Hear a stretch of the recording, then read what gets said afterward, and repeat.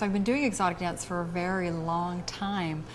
Pole dancing I started getting serious about when I became an instructor, and I'd been doing low-flying trapeze for about 5 years here in the East Bay, and so it was a very easy transition because they're both aerial dance forms. Pole dancing is really exciting to me because on one hand it's an aerial dance form. I love flying in the air, I love climbing things, I love twirling.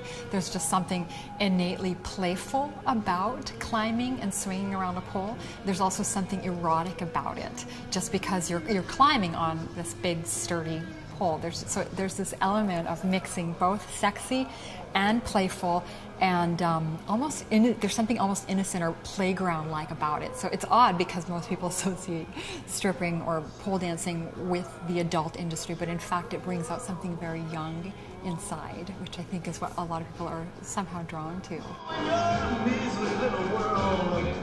There is a connection between, I think, sexuality and our inner child. I think there's a certain freedom a freedom and an innocence that is a part of our innate sensuality that I do teach in my classes. I try and have women reconnect with that place that is innately natural. It's theirs. They don't have to learn anything. They just need to reconnect with it. And pole dancing, there are skills to be learned. So there's two parts. There's exotic dancing and pole dancing, and they meet together.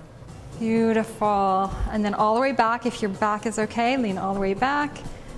Come up leading with your chest. It's a wonderful way to build upper body strength.